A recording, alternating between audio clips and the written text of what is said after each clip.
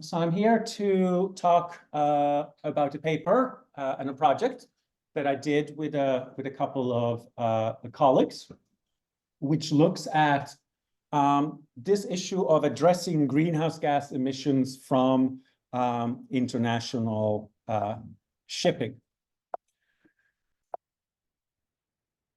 Okay. There we go. All right. So international shipping is essential to moving goods from one country to another and from one continent to another. Pretty much anything in this room probably contains something that came from another country and most likely traveled on a ship. So international shipping, there are a number of issues associated with it, but one is carbon dioxide emissions. So about 2% of global CO2 emissions comes from international shipping. So international shipping, on the one hand, 2% might not seem like a lot, but if international shipping was an independent country, it would be the 7th largest emitting country in the world. So on the one hand, it's not that huge, but on the other hand, it's not nothing either. And more importantly, if no other actions are taken, current emissions are projected to increase by maybe even up to 50% by 2050 due to an increase in international trade and international shipping. And you can see here that there are some major shipping lines that basically connect Asia and Europe and North America. So what is the problem here then? Well, the main forum for dealing with climate change is the United Nations Framework Convention on Climate Change, which was adopted in 1992. One of the agreements of that era was that those countries that are parties to the United Nations Framework Convention should basically calculate their own carbon emissions, like what is their country's carbon budget, and then track national carbon emissions over time. So that basically means that anything that generates carbon dioxide emissions from within a country should be included in that country's carbon budget. The decision then was taken that carbon dioxide emissions from international shipping and international aviation were excluded from those carbon budgets. So if you have a ship that sails from one port in a country to another port in the same country, it is counted in the national budget. If you have an airplane that flies from one airport to another airport in the same country, it is counted in the national budget. If you have a ship that sails from one country to another country, or an airplane that flies from one country to another country, it's excluded and it's not counted anywhere. So when we look at the Framework Convention and the Paris Agreement, they don't actually cover all of the world's carbon dioxide emissions, because emissions from international shipping and international aviation is not counted for anywhere in the world. By the time that the Kyoto Protocol was adopted in 1997, industrialized countries and countries with economy in transitions were then given particular emissions targets related to their national emissions. At that time, it was then decided that while we can sort of still potentially talk about CO2 emissions from international shipping in the United Nations Framework Convention, we are largely going to punt that and make the International Maritime Organization the main body where countries talk about shipping, including carbon dioxide emissions. So the idea was basically we are designating the IMO to be the key forum for dealing with international shipping emissions going forward. A problem here, though, is that IMO has not actually done a lot, because countries simply could not agree if anything should be done to try to address emissions from international shipping, or if something should be done, what should that be? So for almost a decade, basically nothing happened. And then IMO were starting to do more technically efficiency standards, like if we make the boats a little bit more efficient, then, you know, there will be a decrease in carbon emissions, etc. But there was no way of actively addressing or actively controlling them or actively setting any reduction targets or assigning any responsibility to any of the member states of IMO. So we are still in this situation today, where we have the United Nations Framework Convention and the Paris Agreement, and the nationally determined contributions under the Paris Agreement. But again, these are national determined contributions that completely ignores carbon dioxide emissions from international shipping. And we have the IMO, where they more recently have started talk about addressing carbon emissions, doing potentially some kind of carbon pricing mechanism, but the details are still extremely unclear, and it's not sure what the IMO will actually be able to do over the next couple of decades or so. So one option that has been sort of floating around there is that in order for these emissions to really be taken into consideration, they have to be counted somewhere. In the current system, the dominating system that we have are by national carbon budgets, right? Countries come together. So if it's in the national carbon budget, it exists. If it's not in the domestic carbon budget, it does not exist. So one thing that we were then looking in this particular project is, what if we take these shipping from emissions from international shipping and allocate them to national carbon budgets? That way, A, they will actually be counted. So when we say that the global emissions are, those 2% will actually be in the total number. But then that would then, at least in theory, incentivize countries to take action when they reduce their overall emissions, that are then also helping to address those emissions that are sort of added from international shipping. So we are identifying 5 major allocation options. The first one is the flag country. That is basically you figuring out where the boats are registered, as under what flag they're flying, and then you allocate the emissions to the flag country. We have the owner country. That is, you're figuring out where the company that owns a particular ship is located, and then you allocate the emissions to the country from where the owner is operating. The operator country option is the operator is the company that basically runs the ship and the deployment of the vessels and sort of decide where it goes and whatnot. Sometimes the firm that owns the ship is also the operator, but not always. So that is sort of another option for it. The company that is sort of responsible for deploying the ship and having sail in various places, that's where they're allocated.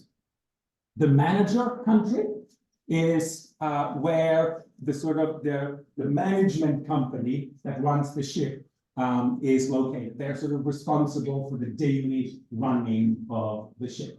So again, for some of the major companies like Maersk and whatnot, they can play multiple of these roles, but sometimes you have the owner in one country, the operator in another country, and the manager in another country. So it sort of differs at least a little. And the fifth option is the bunker fuel country, right? These ships are running on bunker fuels. So where are they buying the bunker fuel? As in the country that gets the benefit, that gets the revenue from selling the bunker fuel, that is where you're then allocating the emissions. So the flag country is where the ship is registered. So it's not uncommon to have a ship registered in Panama and owned by a Danish company. Right, so it's under what flag does the ship fly? They have separated that. You can basically register a country in a random country. So you can have the owner in one country, the bunker fuel the owner in one country, the operator in another country, the manager in a third country, fueling up in the fourth country, and being registered under a flag in a fifth country. But there's nothing that says that it has to be operating under a flag where the owner is. They have completely separated that. There are a smaller number, we'll get to that a little later, but you have a smaller number of countries where a large number of ships are registered because they have the right economic and regulatory incentives for ship owners to do that. We have data on roughly how many ships there are in their shipping routes. It's not necessarily publicly available data, but that does exist. And you also know sort of the average emissions per ship type per nautical mile. So if you have the data, not a lot of people don't, but if you have the data, you can sort of crunch the numbers and come up with an estimate of how many global tons of CO2 comes from international shipping each year. And then you just compare that to the total overall ton of emissions, and then you get the percentage from that. The data sources for the first four is the World Register of Shipping. And that's where you can get that data. It's basically satellite data, right? So you know exactly where a ship is at any given time, and you can track its routes over an entire year, basically in real time, if you have the data. So all of these boats that are registered somewhere basically have a tracker on them. And through this World Register of Shipping and IS Maritime and Trade, that's where you can get where ships are, and have information about what ship type, how big it is. You can get information on engine types, and from there you can extract fuel use and so forth and so forth. So it's possible, I believe, to calculate the data, because one of the information that we have in the database, for most of them at least, is the ship owner. Right. So take Maersk as an example, right? We know how many ships Maersk owns, right?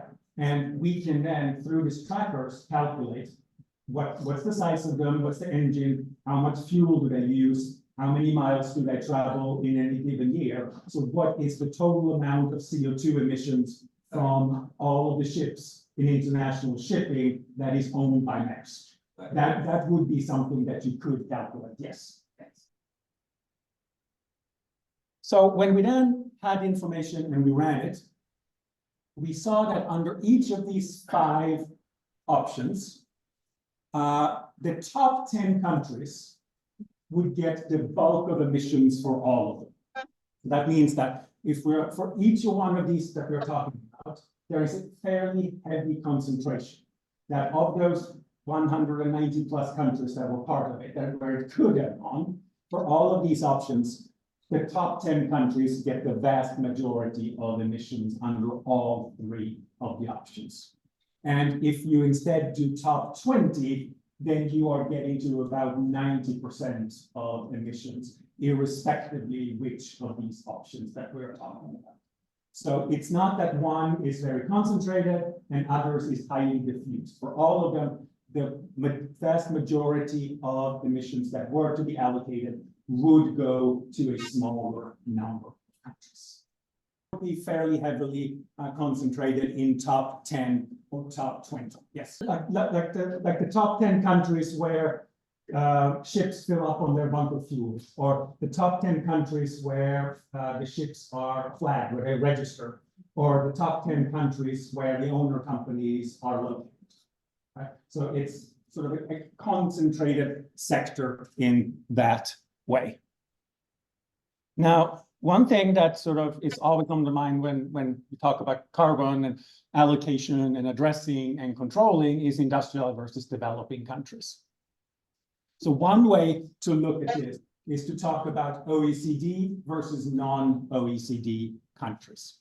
And if we go with the flag options, then the clear majority would go to non-OECD countries, as in the developing countries. If we talk about bunker fuels, where they fill up on there, then the majority would also go to non-OECD countries, as in developing countries.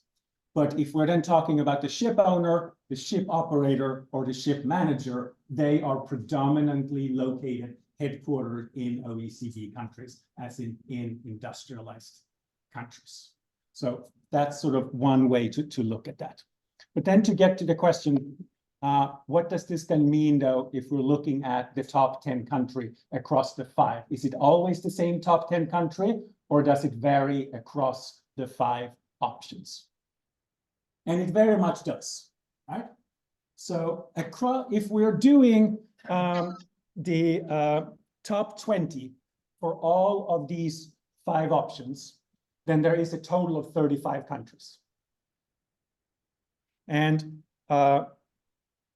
the European Union and 9 countries are in the top 20 for all 5 options. So there is some concentration, but it also varies a lot. So for bunker fuel, you have Singapore and China at the top. If you do flag, that goes to your question, where do they register it? Well, that is predominantly Panama, Liberia, China, Marshall Islands, and Singapore. In particular, Panama, Liberia, and Marshall Islands are really flags of convenience. That's because of financial reasons, regulatory reasons, or whatnot.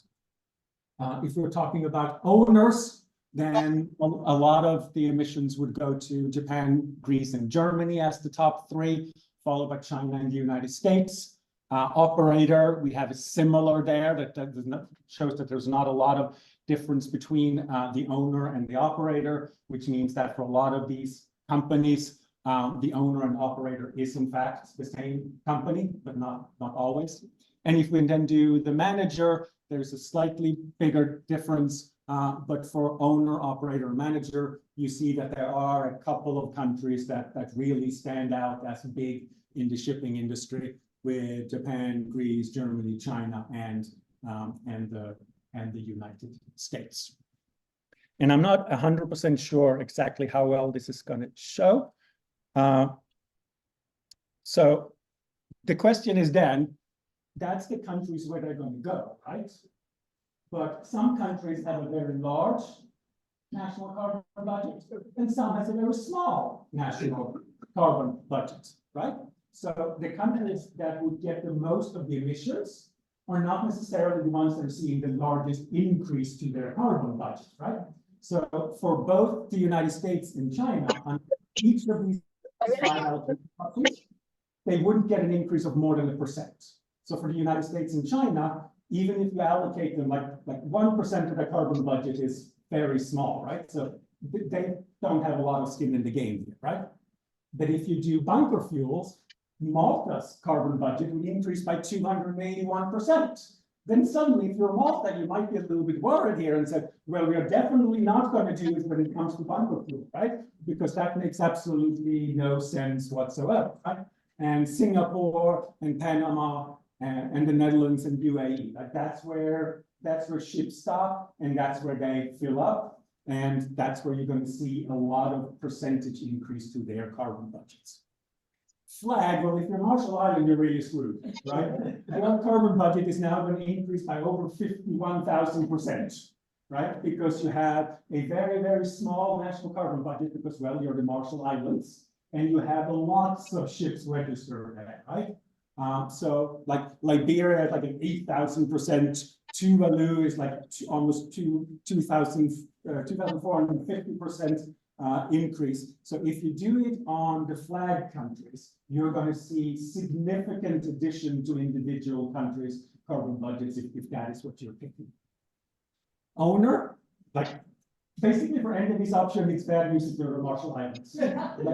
like some are slightly better than others, but none of them is really good, except for the bunker fuel, right? If you're the Marshall Islands, you're going to go for bunker fuel option. That is 100% clear, right? But even some European countries, like Greece and Cyprus and Denmark, would see significant increase on owner and operator, and also for the manager options. So we were both interested in, it's like, which are the top countries that would get them? Where would they end up? But where they go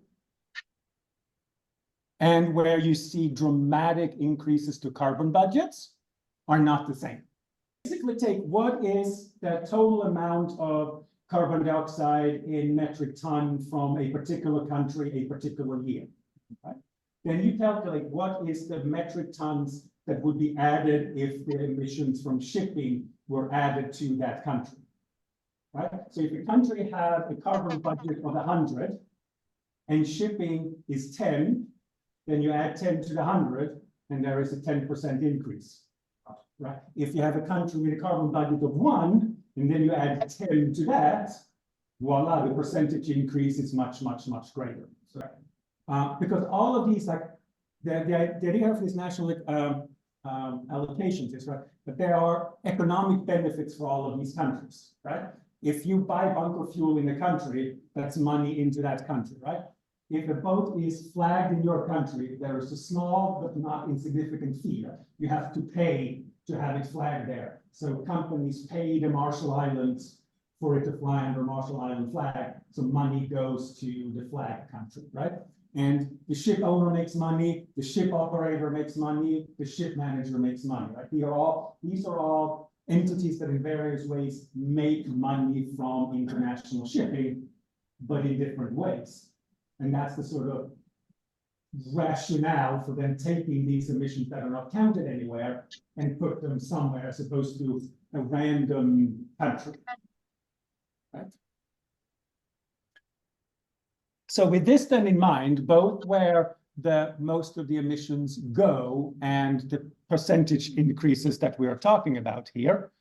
I'll do this too first. So one sort of major difference here, right, is between the ship owner and the flag country, right? And the flag country, remember, that's the one where it goes mostly to developing countries, whereas the ship owners were mostly concentrated in industrialized countries, right? So that's the sort of the major ship owners where they are located on the left. On the right, you have the flag country, right? So you can see, for instance, if you do owner, then the Japanese emissions would go there. If you do flag, just a tiny bit of that will go to Japan, and voila, all of the rest will go to Panama, because the Japanese-owned ships are predominantly flagged in Panama. So, for instance, if you are China, it doesn't matter that much, because most of the ships that are owned by Chinese companies are also registered in China, right? So then for China, for China, it doesn't really matter that much if you do ship owner or flag country. For Japan, it matters a hell of a lot. And vice versa, for Panama, it matters a heck of a lot if you do ship owner or if you do flag country. It's sort of just an illustration of where most of the ship owning companies are located, in which country, and where most of their ships that they own, where they are registered, in what country. And we can then see for some similar for Germany. Germany is similar, and Greece, like Japan, Greece, and Germany have a lot of the ships owned by companies in their country are registered. So considering policy options, what should we then do, right? So there are a couple of things to take into consideration here. One is the objectives and principles of decision-making in the UNFCCC versus IMO. So just back up, right? The two policy options that we are thinking about is UNFCCC or IMO. We were not sort of talking about like a third option or a fourth option. We're basically saying these are the two major forums, so we're not going to argue for the invention of a third forum, right? So these are the two forums that we have. So then given that, if we're then looking at the UNFCCC as one forum, and the International Maritime Organization is another forum. If we're then looking at the objectives, it's clear the objective of the United Nations Framework Convention on Climate Change is the stabilization of atmospheric concentrations of greenhouse gases at a level that prevents dangerous anthropogenic interference with the climate, quote unquote.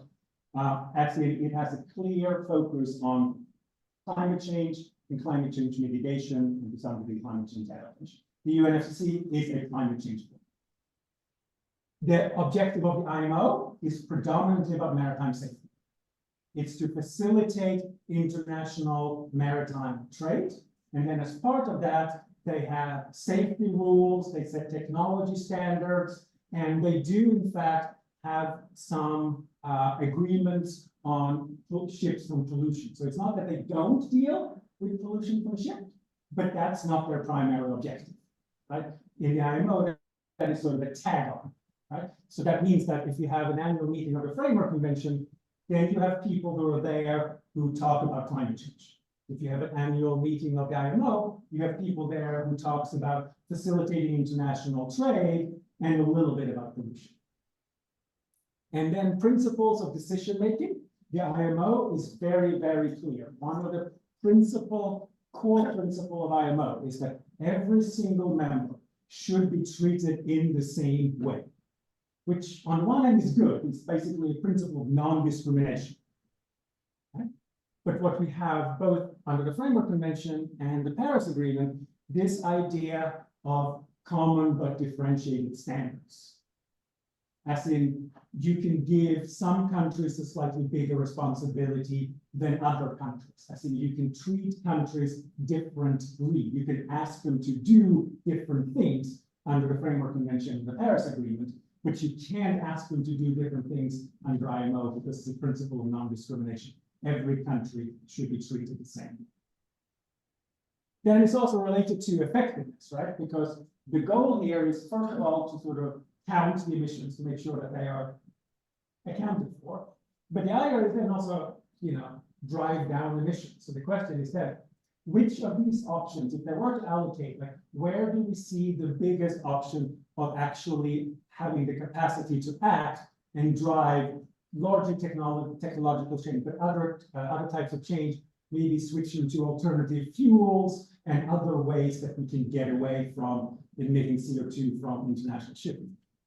And then a third one here is equity. Like, if we are then allocating this to countries or asking countries to do things, who should bear the burden? Like, every one of us benefits from international shipping. Every one of us benefits from international trade, right? But now we're saying there's this side effect of CO2 emissions, and they need to be addressed, they need to be mitigated. How should that burden then be allocated? What would be like a fair allocation? Like, who should we ask to step up and take action here? And what we're then arguing for is a combination of allocation to owner country and move the decision and the discussions on how to address them back to the United Nations Framework Convention on climate change. So that's the sort of combo that we're arguing for. If one had more authority, then that could be sort of asked that, like, this organization can force its members to do something, this organization can't, so therefore we're going to go with the organization that can force. None of these can force their members to do anything. For effectiveness here, that is sort of going largely with the owner country, right? Because at the end of the day, it's the ship owners that makes the most important financial decisions. They are the ones that are buying the boats. They are the ones that are investing in engine upgrades. They are the ones that can sort of say that, we're going to replace the entire shipment of boats, and we're going to have more efficient ones, and we're going to start buying the ones that are driving on other types of fuels and so forth. So if we're looking for the capital investments, the ones that are most likely to actually be able to drive this change, then we're arguing that that is the owners, that's where a lot of the industry-related decisions on the types of boats, engine types, energy efficiency, etc. They are much more in the hands of the owner than in the hands of the manager and the operator.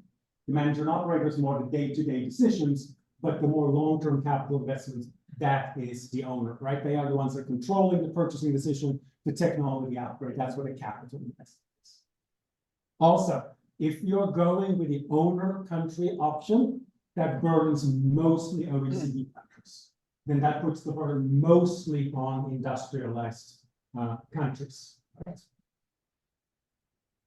And so that's and then on UNFCCC versus IMO, that is the triple, UNFCCC and the Paris Agreement that have a very clear mandate for advanced mitigation, right? That's what they're there for. So if the goal is, let's have a serious discussions about the ways that we can support this industry or require individual shipping companies, individual owners, put burden on those, you're much more likely to have somewhat productive discussions under the Framework Convention and the Paris Agreement than in the IMO, if the past 25 to 30 years is anything to go by, right?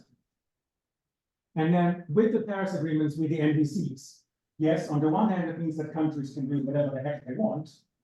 We can have problems with that.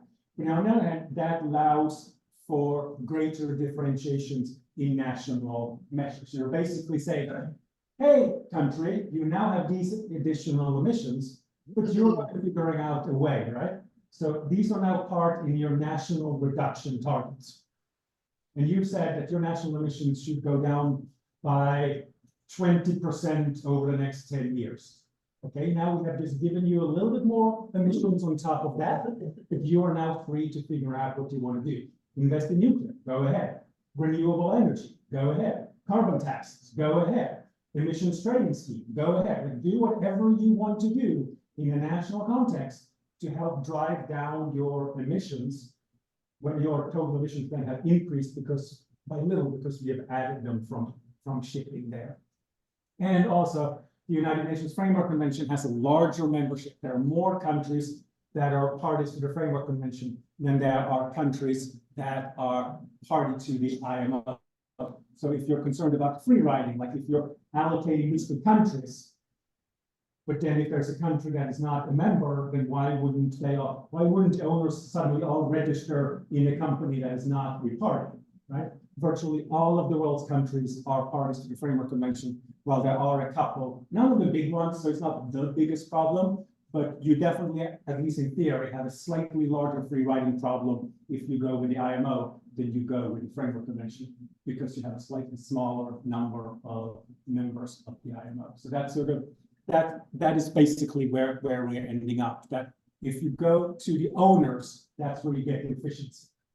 If you go UNFCCC and the Paris Agreement in common for differentiated responsibility, that's where you get more of the equity. So that's the basic argument. That said, though, for either one of those, right? So given this, right? Any country that basically have more than 100% is kind of screwed, right? You can reduce your national emissions down to 0, but it's difficult to go into negative numbers, right? So, but whatever that means is there, if you were to go down this path, you would have you need to figure out some burden sharing mechanism for some of these, right? So if you do owner, as we were arguing, right, we can't expect, you know, the Marshall Islands carbon budget to go up by over 600% and then say you're on your own figuring out, right? What we're going to have to do is we're going to have to take some of the emissions that sort of should have gone to the Marshall Islands and give that out to other countries. So it becomes a little bit more both of a manageable, but also sort of more of an equitable distribution. So this is not a foolproof scheme by any stretch of the imaginations, but it was sort of a way of thinking about how can we get these emissions to count? Like just have them counted somewhere. Like if they're accounted for, then they're not part of the discussions. And if you want them to be counted for, if you do it on a national basis, what are some of the options and what would it mean in practice? So that was basically the project.